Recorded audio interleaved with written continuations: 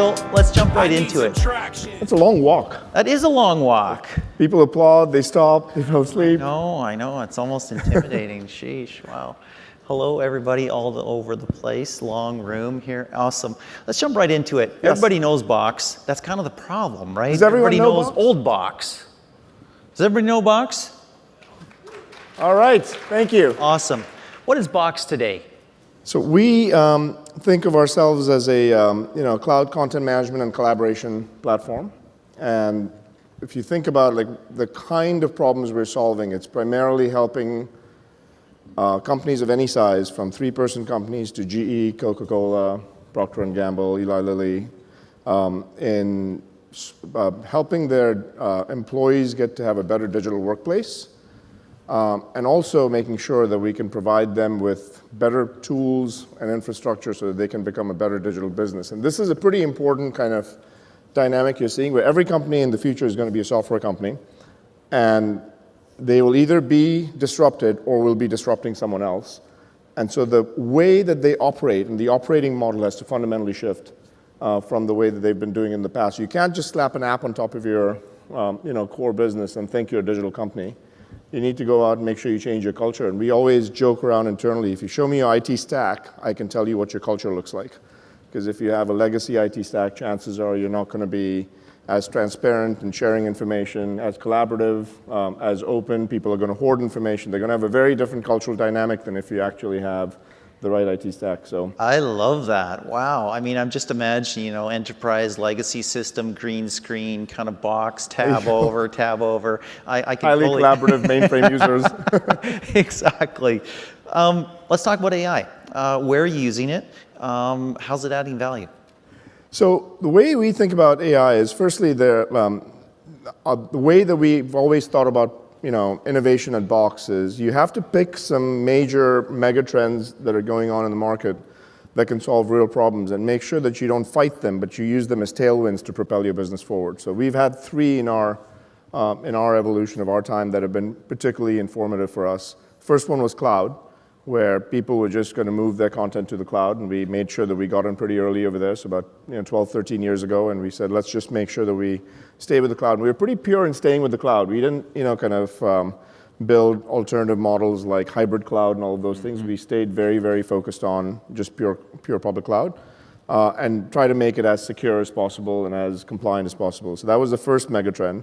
The second one was mobile with the devices, and that moved. So, we were the first ones to have an app that was built on the iPhone and iOS and Android and so on and so forth. And the third one is AI, where we feel like it's going to fundamentally actually have, and AI is the first one where, and we'll talk about this a little bit later hopefully, is where I think there's going to be very, very positive moves to the society as a result of it, but I also think that there's going to be some pretty catastrophic moves if we as a tech community aren't careful. And it can actually create a fair amount of destruction of jobs and stability for people, and it might actually require some societal change. Basic income might become a necessity as you move forward. But those are the 3 kind of major waves that we saw. So we think AI is the third one, and the approach we've taken with AI is slightly different from what most others have taken, which is, if you think about the tens of billions, if not hundreds of billions, that are currently being spent with AI models and AI algorithms from a lot of providers in the market. We didn't want to go fight that. We wanted to make sure that we could take advantage of the power of the ecosystem and see if that could propel us forward. But the thing that we found out about AI is only as good as the data, the training data set it's applied to. And we are very fortunate to have our customers kind of say we're going to have Box be the custodian of our data. We don't think of it as our data, it's our customers' data. We're just mere custodians of it. But our data doubles every 12 to 14 months. And so we've got a very large private enterprise training set that we can then make sure that we bring all the AI algorithms of the world to that data and give our customers a choice that says, well, if I'm watching a video, should I automatically be able to do frame-by-frame facial recognition, so you know exactly in what part of the video am I going to have John in the video because I just want to listen to John. I don't want to listen to 5 other speakers. Do I want to just talk about artificial intelligence during that segment that he's talking about? So I'm just going to make sure I hone in over there by automatic topic detection. So what we did was we created this product. So there's two efforts in AI that we've taken. First one is we created this product called Box Skills, where we've essentially taken the market's AI algorithms, models, and applied it to our content and said, if you have an image file or collection of image files, you can automatically classify it with metadata by applying an AI algorithm to it. And so, think about a digital asset management repository, and now you'll have object detection, so you can have tens of thousands of millions of images that automatically get tagged where you don't have to manually tag the images. So that was the first one. So we did that for image, audio, and video. And then the second area that we've made a huge amount of investment in Box is this thing called Box Graph, where we've essentially created this underlying plumbing layer that says, what's the interaction between people and people, people and content, and content and content. And once you have that core framework effectively built, that can power a lot of use cases. So it can power use cases around a recommendation engine. It can power use cases around anomaly detection and security. And so those are the two big initiatives that we've taken, Box Skills and Box Graph, where we're using AI. So that's super interesting because everybody wants to get into AI. Everybody wants to add AI to their processes. Everybody wants to add AI to their software because they know that to compete, they need to be more intelligent. They need to, their solution needs to improve all the time. But most people, most companies, I'm going to suggest, aren't that savvy or don't have an AI engineer on staff. Or we know a neural network is pretty simple, but using it, implementing it, bringing it to bear and actually implementing it in your product is pretty challenging. So you're actually building the steps so they can kind of do that plug and play to some degree. Yeah, and the way that we think about these issues is like it's good to think about the technologies, but I think it's oftentimes, and I live in Silicon Valley, and one of the things that I completely believe in that we live in such a distorted bubble in Silicon Valley where you tend to overly focus on the technology but not really start from the customer problem. And if I were to think about what is the single most important thing as a product person that I would think about is identifying the right problem to solve is 99% of the issue. And then everything else kind of focuses on that. So, in fact, what we say is the quality of problem that you pick is actually directly proportionate to the success of the outcome. So for example, and what I mean by that is the harder the problem, the higher the likelihood that you will succeed, which is very counterintuitive. And the reason for that is if you actually have a mediocre problem, you'll actually attract very mediocre people to that problem to go out and solve it. But if you have a really hard problem, you'll get the best minds in the world to go solve the problem. So in fact, your probability of success increases the harder the problem that you have to solve. You might also have less competition on the harder problems. It's possible. It's possible. Yeah, exactly. And so what we've always thought about with AI is rather than thinking about it very much from a technology standpoint, what are the big problems at scale that we think the world is not solved yet that we would want to solve with content today? So for example, one of them has been this whole notion of how do I tag data so I have more intelligence around the data? Mm-hmm. And that's a huge problem. There's hundreds of thousands of people whose jobs are just to do manual data entry. And we think that that's an area where we could probably use the human mind to doing more effective things than doing manual data entry. And you can actually use machines for doing repeatable tasks. And so that's where AI makes a lot of sense because it works really well at scale. It's interesting with one or two documents. Yes. When you want to do frame-by-frame recognition on, for facial recognition. Well, now when you have 100,000 videos, you can't do it manually. You can only do it with an AI algorithm. So those are the things that we feel like we want to go out and solve is what are problems at scale that haven't been solved with humans in the past that we could solve in a meaningfully discontinuous way with AI. So it provides a 10x value proposition rather than 20% improvement. And let's go a little deeper on that. Yeah. And so you're using AI, you're providing an AI platform, Yeah. Your customers are using it. How is what you're doing with AI helping you to scale your product growth?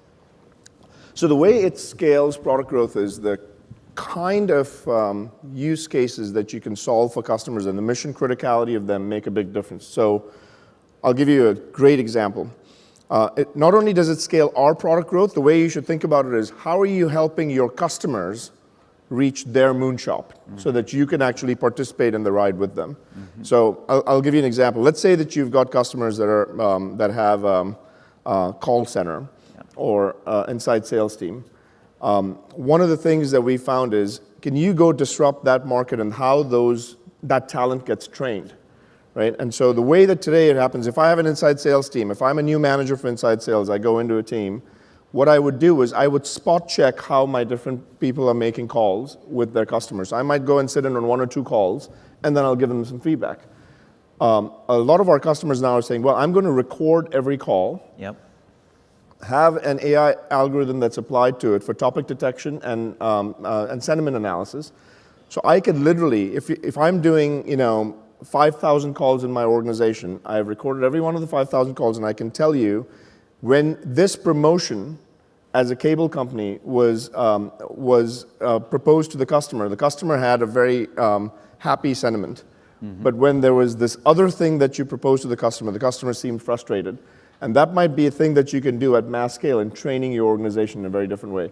Those kind of problems where you can have discontinuous effects as a result of AI are really interesting problems to solve. And so what we do is we will maniacally focus on what are the use cases, what are the problems, and that's where we spend probably 90% of our time so that we can make sure we pick the most important problems to solve, where we have a unique value that we can be 10x better than the market. You can't be 20% better than your competitor because then the inertia is too strong for people to move over. So you have to be 10 times better.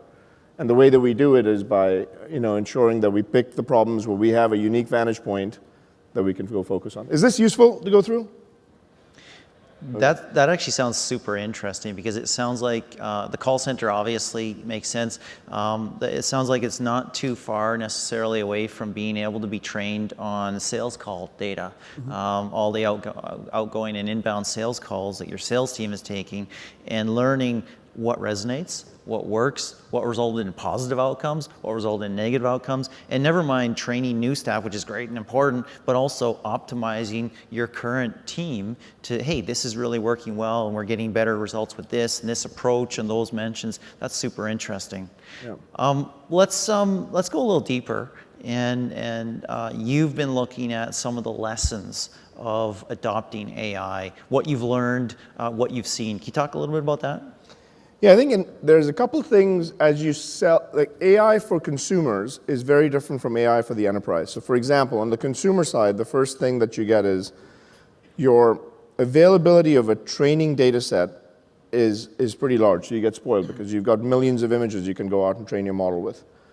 On the enterprise, that's not quite the case, right? So you might need to make sure that the models that you use for training actually can be trained with a much smaller data set but still go out and achieve the accuracy rates than what you would have on the consumer side. So one of those lessons was training with a smaller set of data.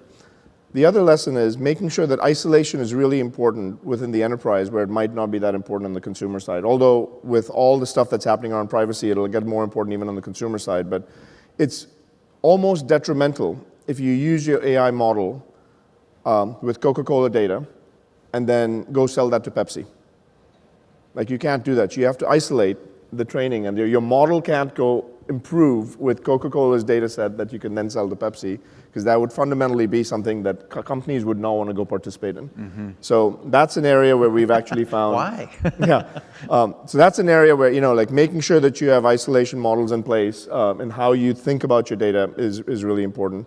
The other kind of area that we've seen is really focus on, like one of the lessons we learned was early on was don't try to do everything yourself in a full stack. Make sure that you're using the power of the ecosystem as much as you can and only focus on doing things, especially as a startup, that you're going to be very uniquely different in, and everything else partner for. And we have this kind of notion that we think about internally called focus on the core. So what are things that are going to be uniquely differentiated with you where if you didn't solve that problem, chances are no one else in the world is probably going to solve it as well as you would have. Only focus on those problems, and everything else, make sure that you partner with, right? And so we were very careful of that early on in making sure that the kind of problems that we went out and focused our energy on versus where we said, okay, Microsoft and Google and Amazon and IBM, these folks are building some great AI models. Let's not have that work go to waste. Let's make sure that we can go apply that to the data set that we have. Yeah. Good, makes Yep. a ton of sense. I don't think we're getting the hook yet. We have a few minutes left here. But what I wanted to talk about is the interplay between AI and people. And we can get to some of the challenges and the risks that are inherent in AI, automation, robotization, all that stuff. But before we even get there, where do you see that moving in the near term, where we're going to be enhancing processes, back office, front office processes with AI, and yet we need people? Where does the AI make the most sense? Where do the people make the most sense? And how's that interplay going to work? Another very similar question someone had asked me one time was, what kind of jobs will get created because of AI? And what kind of jobs will be eliminated because of AI? Right? And so I think, like, for example, a job that'll be created because of AI in the future will be like the chief ethics officer. If you think about the level of inherent bias that an algorithm can have, that can have some pretty catastrophic effects if you don't have someone that's regulating that the biases don't actually seep into the algorithm as you're going through. And that there's a ethical construct that's actually being managed and looked at in a very, very kind of deep way. So I think chief ethics officer, making sure that someone who's looking at biases within algorithms as well, like, those are pretty important jobs that will be created that don't exist. For example, in the field of legal, there might be an entirely different category that's created around who actually is responsible or liable when there's something that happens. You think of an autonomous car, who's responsible and who would you sue? Would you sue Google because they built the software? Would you sue the car manufacturer that used Google software to go out and self-drive the car? Or would you sue the driver who was in the driver's seat that didn't take over? Like, there's a fair amount of kind of complexity societally that'll actually need to be thought through as you move forward. Most of the current jobs that we have right now will in some way or form get altered as a result of AI as well. And in fact, I would say that probably the two that will remain pretty safe will be childcare and elderly care. But outside of those, most of our jobs will get modified and restructured a little bit.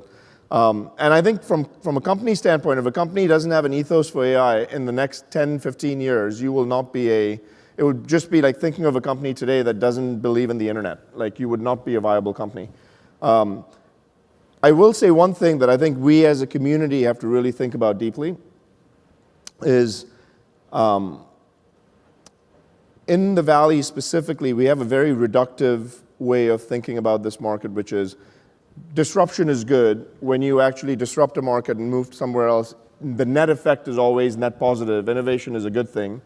And that's great, but the reality with AI is you might have a very plausible argument that there are more jobs destroyed than there are created. And as a result, we as a community need to start thinking about social structures very differently, also on retraining for those jobs that go away. Because I'll tell you this, when a coal miner loses their job because of disruption, because of an industry, their next job doesn't end up being an AI developer. And if someone who is like 48, 50 years old loses their job and is not effectively retrained, you can hit rock bottom in life for the last 10, 15 years of your life, and that can be very painful for them and their families. And so I think as a tech community, we have to do a lot more collectively in making sure that we retrain society in general when those jobs get disrupted. In the absence of which, I think what you'll see is there'll just be more concentration of wealth with the very, very few, and you'll actually see this kind of massive divide that then creates a whole lot of other societal problems of social unrest and all of those pieces that I think we have to think through. So each one of us, yes, we're all focused on building a software company, but don't think of disruption as always blanket assumed to be good. You could create a lot of damage if you're not thinking deeply about what the implications from a society perspective are, and we should all take our part in doing that.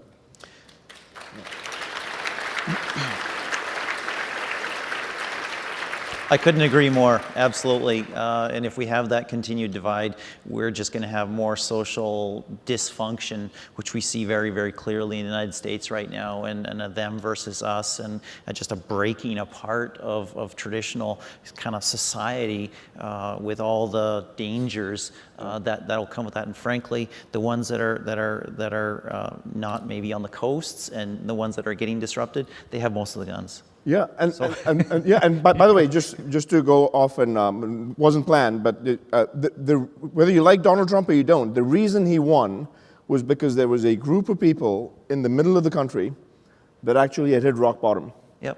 And they're like, I don't really have anything to lose. Fuck it, I'm just going to go vote for this guy, right?